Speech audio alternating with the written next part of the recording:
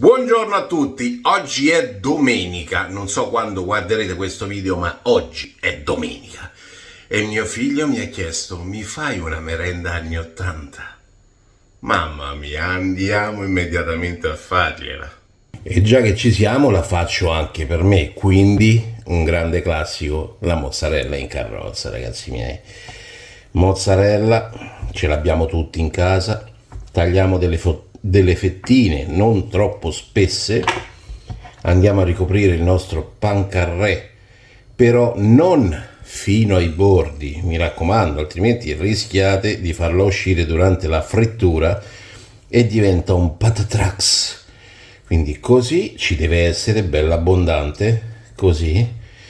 Io mi ci metto l'acciughina, voi fate quello che volete, vi assicuro che l'acciughina aggiunta è una gran cosa, quindi ve lo consiglio, se lo sto facendo, lo sto consigliando.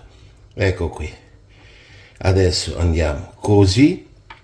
Vi do un altro trucchino, bagnatevi le mani con un po' di latte o con il siero della mozzarella, le bagnate e spingete così che andate a sigillare le pareti della mozzarella in carrozza, vedete?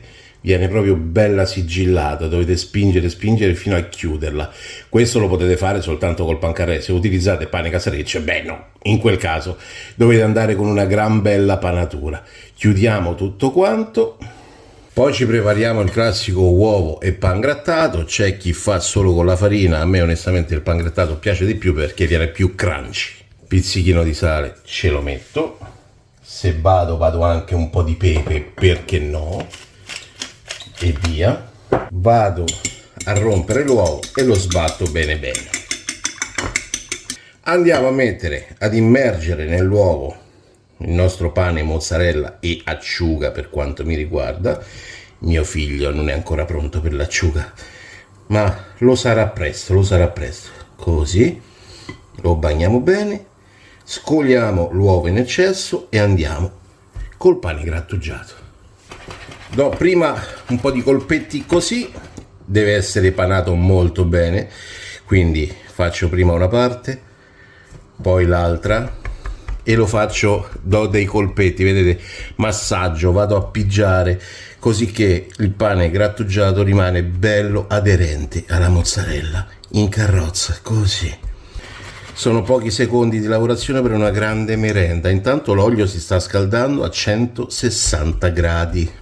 Sia chiaro, se non avete il termometro per vedere 160 gradi, insomma deve essere molto caldo, mettiamo qualche briciola dentro, vecchio stile anni 80, se frigge bene è pronto. Ancora non è pronto perché frigge ben poco, quindi aspettiamo un attimino, dovete mettere il pane dentro e deve veramente friggere bene. Allora, quando vedete che le briciolette sotto si stanno facendo colorate e dorate, allora è tempo di metterlo dentro, così. Ah, guardate. Vedete, non deve essere un'esplosione, ma deve friggere bene. Dopodiché lo andiamo a girare. Spingetelo in basso, così che si va a coprire tutto, con delicatezza, State attenti a non rompere nulla. Qualche goccina di mozzarella vi uscirà, non succede nulla, è tutto buono, è tutto commestibile. Diciamo 1 minuto e mezzo per ogni lato deve soffriggere e avrete la merenda strapronta. Adesso lo andiamo a girare delicatamente, così. Guardate che bel colore dorato che è, spettacolo. È una cosa talmente semplice, economica, che purtroppo oggigiorno si è persa un po' come tradizione, per far spazio alle merendine, alle cose un po' commerciali. Dovremmo tornare tutti quanti noi genitori a preparare le cose in casa per i nostri figli. Vedi come crescono bene? Adesso ci siamo, 2 minuti e mezzo più o meno.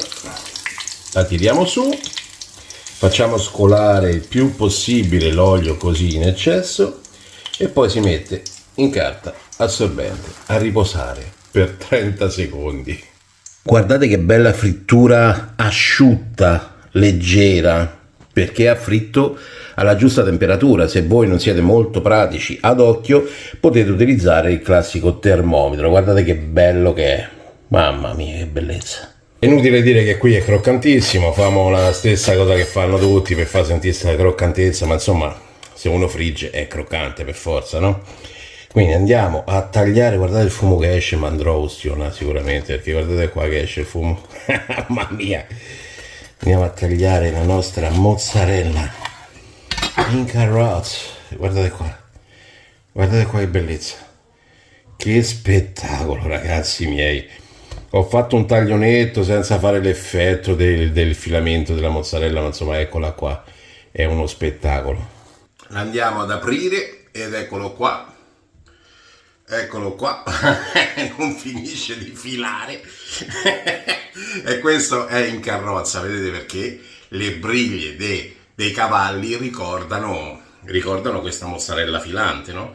Ed è per questo che la mozzarella è in carrozza, il nome è stato dato per quello. Pam, stacchiamo sta mozzarella, andiamo ad assaggiare e ad ustionarci.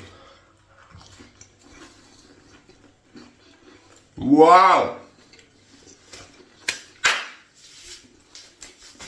Ragazzi miei, con l'acciuga è ancora più saporita, più gustosa, così buona, filante, calda.